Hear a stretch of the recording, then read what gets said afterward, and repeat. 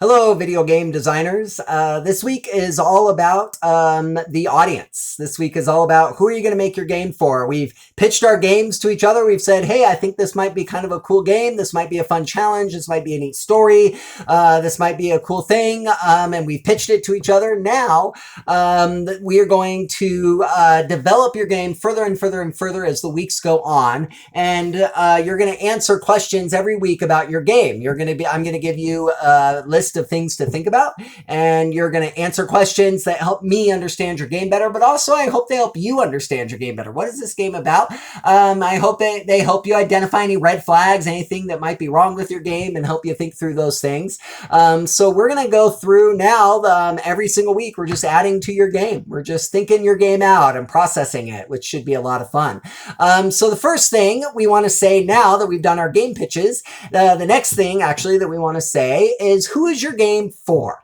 I am a huge advocate, as is Weber State, who is sponsoring this class for Layton Christian Academy, of a player-centric design approach. When it comes to computer programs that aren't video games, we call that a user-centric design approach, which means designing your game, designing your computer software. Remember, this is a computer software class, too, not just a video game class. Designing your computer software with the user, the end user in mind, meaning the customer, the person who's actually going to play your game, the person who's actually going to use your program.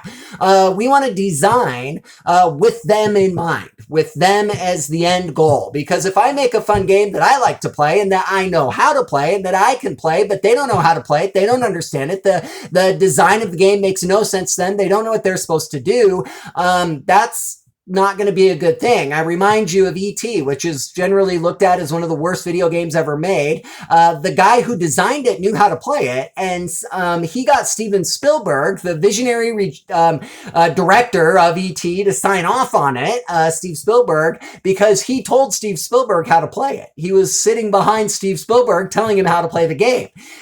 Nobody else had the game designer sitting behind them telling them how to play the game, and nobody understood the game. Nobody knew what it was about. Nobody knew what they were supposed to do, and the game bombed.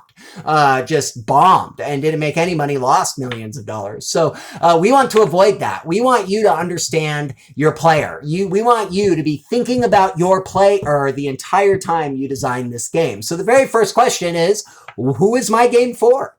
It used to be in the video game industry, your games were made for two groups of people. There was one type of game that was really made for everyone. Right, is made for all the people, like Tetris. Tetris was made for everyone. Tetris did not need a target audience. It was just for everyone. And everybody played Tetris. It's hugely successful. And a lot of games are like that. Pong was like that. A lot of the early Atari games were like that. A lot of the early Nintendo games were like that. And then the next group of people games were generally made for was high school boys. Really, junior high and high school boys, and late elementary. And a huge portion of video games in the 90s and early 2000s and throughout, even in the early 2010s, were all made for high school boys. That's all they were made for.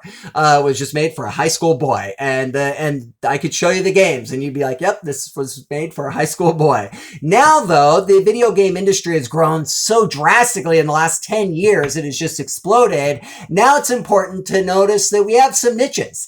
There's a certain type of game coming out that's now made for high school girls, which is a very fascinating type of game.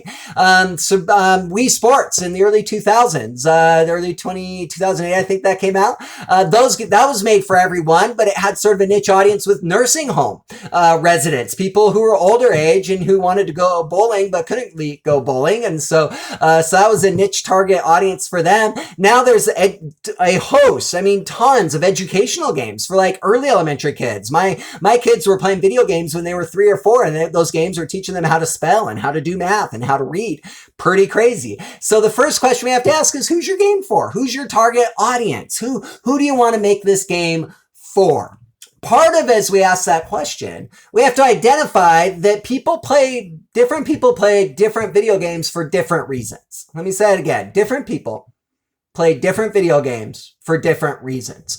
The textbook upon which this class is based, The Fundamentals of Video Game Design, identifies at least 4 groups that people that play video games for different reasons. One group is looking for competition. They want to be best. They play video games like for the same reason you play sports.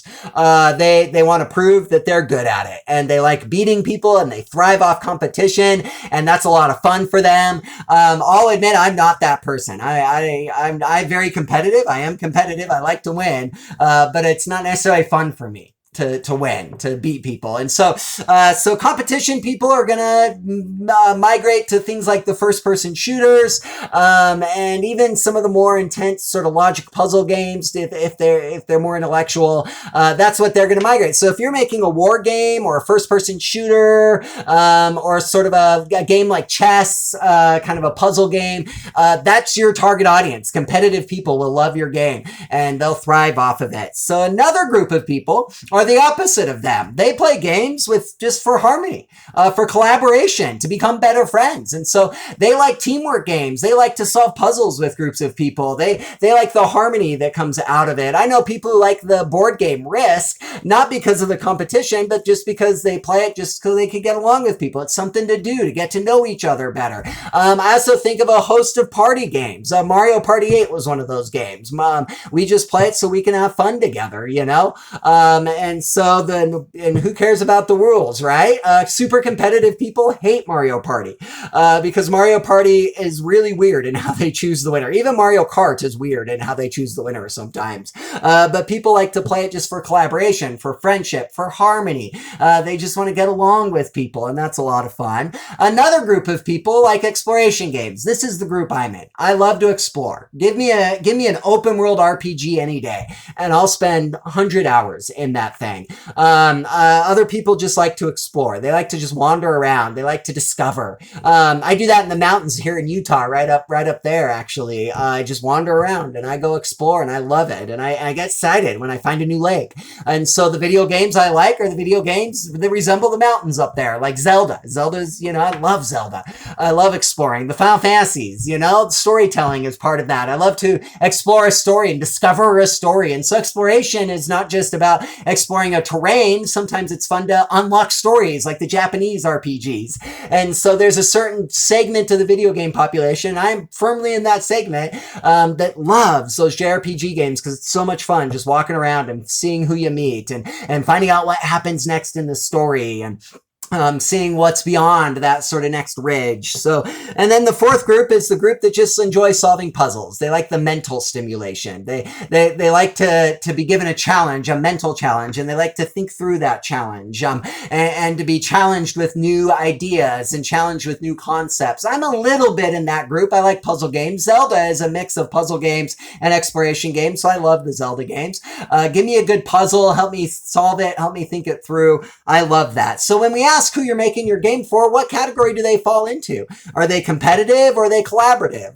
Do they love exploring or do they love problem solving? Do they love puzzles? Well, what is it about them? So who is this game going to be made for?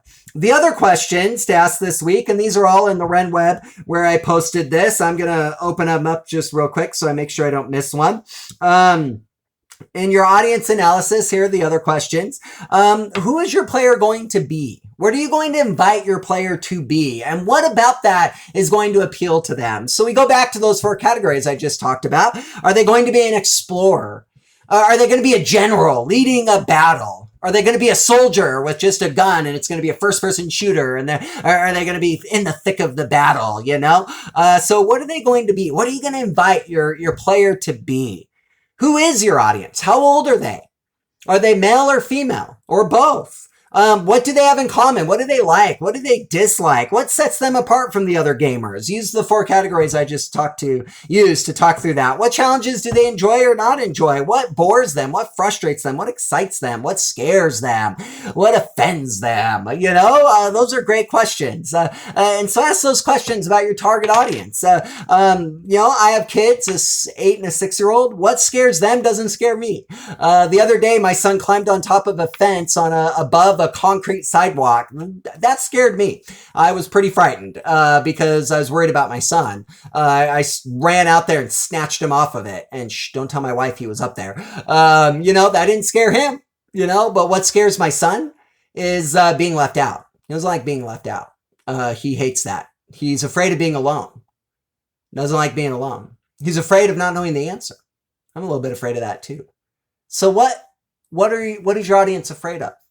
If your audience is a 8-year-old girl, it's going to be different than if it's a 6-year-old boy, than if it's an 18-year-old boy, than if it's a 16-year-old girl, or a middle-aged man, or a suburban housewife, or an international traveler. So what interests, bores, frustrates, or excite them? And then the next question there that I wanted you to ask this week is how are they going to grow as they play your game? How are you going to invite them to change? How are they going to become? Are they going to become smarter as they play your game? Are they going to develop better hand-eye coordination? Are they going to be more strategic? Or are they going to be more harmony inside themselves? Are they going to have more peace inside themselves? Are your players, if is a multiplayer game, are they going to be better friends? Are they going to become more intelligent?